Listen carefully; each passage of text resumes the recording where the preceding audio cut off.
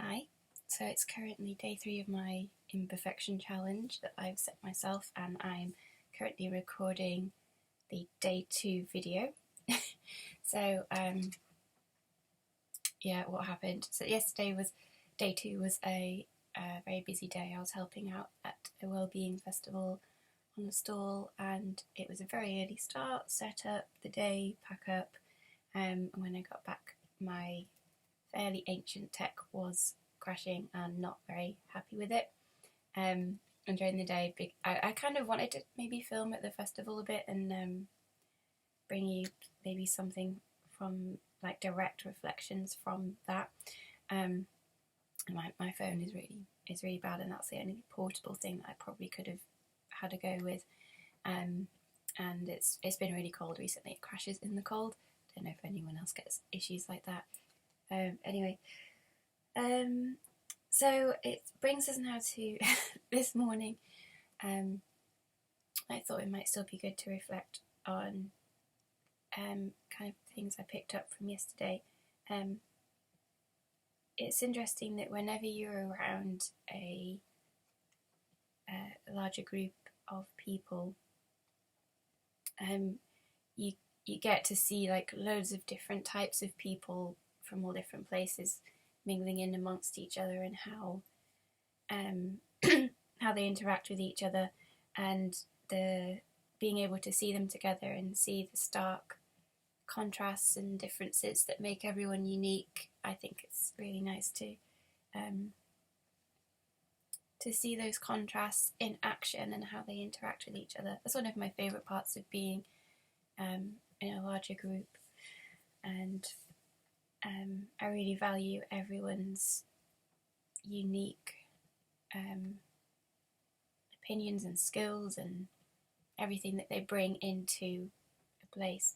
I think that's what makes a community. If everyone was exactly the same person, we wouldn't have the balance of people bringing different things in.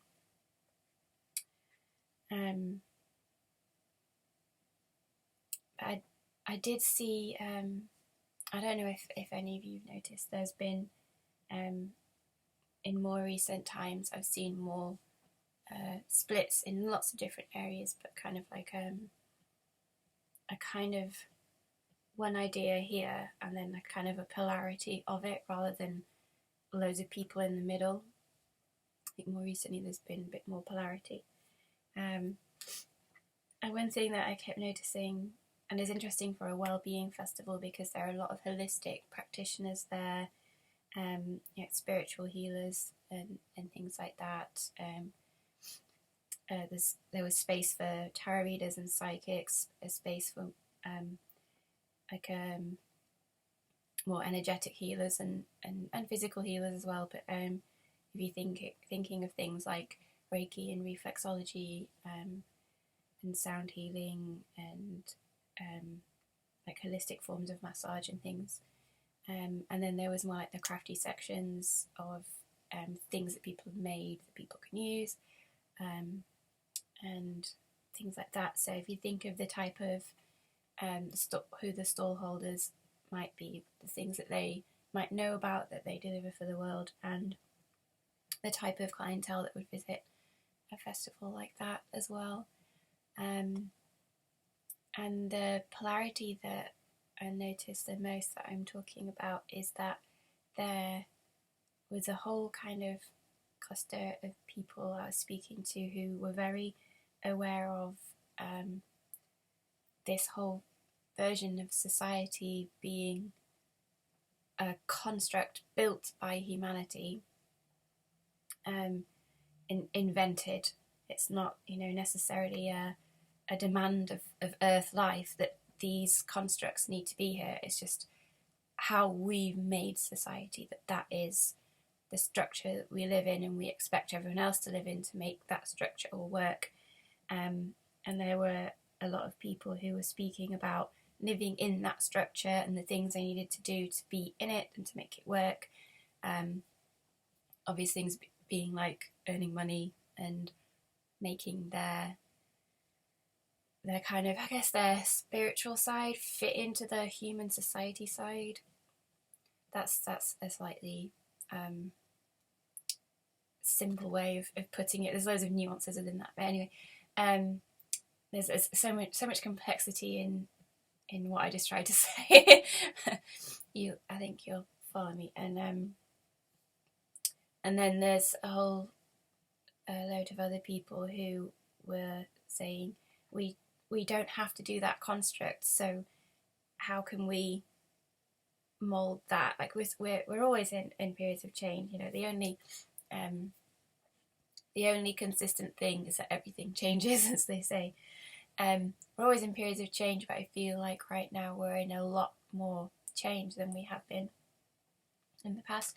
And if you reference any energy reader, like Lee Harris, and I can't think of any others, there's loads, and also astrologers who are reading into what could be going on now based on what happened the last time the planets were in these arrangements. We've just had Pluto move into Aquarius and things like that. If you don't know anything about astrology, I know I'm talking another language. You can feel free to look it up or just ignore that. That's fine, but it just means it's supported. It's like Aquarius is the new world and Pluto is like big change and transformation. So it's just supported by the universe at this time, potentially, with how the planets are aligning.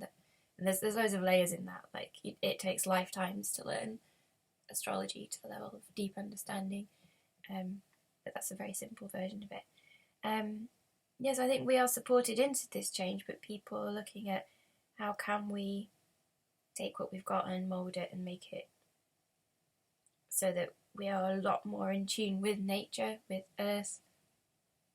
And can there be a new version of what we call capitalism? Maybe it wouldn't be called that anymore. Maybe it'd be capitalism 2.0, or it would just be a whole new thing. There are people who advocate for the use of money, and that is, they think, is a very useful way of trading and things like that. And there were so many people I met at the Wellbeing Festival yesterday who, like me, are very into job swaps. So I've always felt this way, that if I have a talent and I would like to do something, I would offer to spend a certain amount of time doing something for free for someone in exchange for something that I would like graphic design services in exchange for singing lessons, things like that I've done. And I don't think I've ever been turned down. I think people have always been into it. Of course, you still need money to be in this structure, to pay your bills and those sorts of things. So the format we have at the moment, the job swaps, only work for certain things. It won't work for maybe everything. Or I don't know, if you have a really amazing skill that you can provide for your landlord if you're renting in exchange for rent, amazing. I don't know if that would be a thing. But if you want to own your own property, that's a bit different. You can trade up maybe, but gathering enough stuff to trade for a whole house, depending on the cost of it, I think would be quite a challenge. And I do love the concept of salvaging and free cycling and building through that way as well, kind of avoiding the money trap path.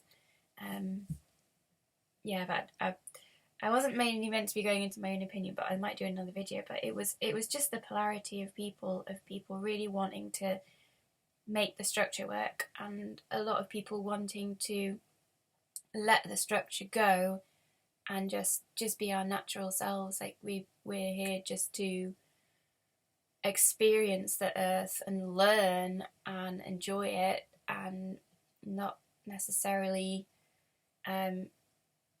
hold up structures that are already here, and some of those being to work extremely hard for a very long time to get not too much out of it.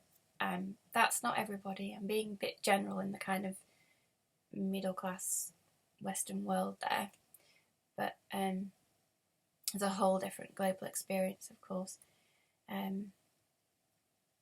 but yeah, we're not necessarily born on Earth to be stuck in a system, or to just live how everyone's lived for ages, like how we've been told to live.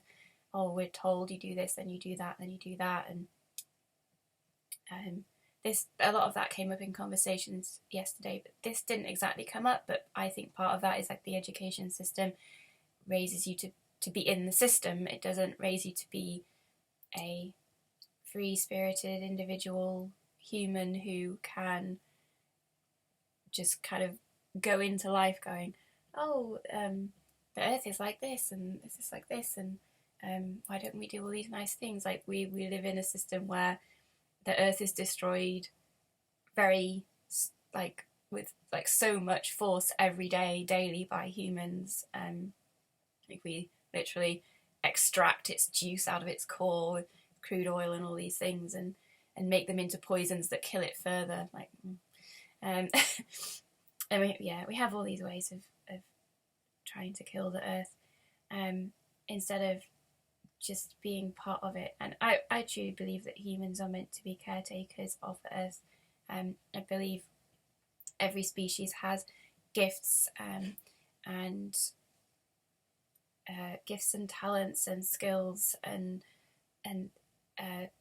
things that enrich Earth life. Every species has something that enriches Earth life and is part of the balance of Earth's nature. And humans have specific skills that not every species has, because they are meant to be caretakers of the Earth. That's what I believe. And we've been given these gifts, and we use them for other things. We use them to destroy the Earth. And a lot of people don't have the awareness of really like how badly we are destroying the Earth. And I don't want to put the onus on the individual, because most people who've been the powerhouse behind this are like specific leaders of specific industries who have a lot of money, and they like having a lot of money, and they keep plowing into that direction. And people underneath kind of feel like, well, I need a job and I'll just do that, and destruction is part of humanity's life. Well, no, I don't think it has to be. And I know it looks like it would be a really, really huge change to say, okay, we're not going to destroy the planet anymore, which involves not doing loads of things that we currently do daily or we really like doing, or things like that. But I think it's partially imperative that we do so, because human life depends on Earth life. So if we are injuring the Earth, we're injuring ourselves, and we're injuring other species as well, and it will all end. And if you have any past life memories, or you've had other people tell you about theirs, you'll know that there's been human communities before that have been wiped out by their own destruction of the Earth, destroying them. Has happened before. If you look at Atlantis, I don't think I have much. I have some memories of Atlantis and some of Mars as well, which I know isn't Earth, but it's still humans destroying their home. And it took me a long time to figure out what those were, though, because I wasn't aware of any of this stuff, and it just ended up coming up with people I know, friends, old housemates, and things like that, when they helped me understand what those memories were, because I thought it was just like a very strange daydream that seemed like a memory, because like, well, that's not here, that doesn't make much sense. So anyway, so I've got a few memories of previous human destruction, and I could go into some past life memories in another video, but it's imperative for our survival that we look after the Earth. But it's just nice, right? Don't we all want to just have a nice time, enjoy life, and be nice to the planet, and be nice to other species? It's just nicer than destruction and fighting and any kind of, I say fighting in like a very broad sense, of any kind of fighting energy. So not necessarily like exactly going to war, but just that like conflict within everything. It's just it feels so much more harmonious to be harmonious than the tension and the horrible feeling of fighting energy. Yeah, it is. These are things that come to mind frequently for me anyway. But it was interesting to be around a group of people yesterday where I could see those splits. And I have wondered that whenever I see a polarity like that, maybe I'm witnessing a timeline split, which I've heard a number of people speak about in the last few years. The cat's just appeared out the wardrobe.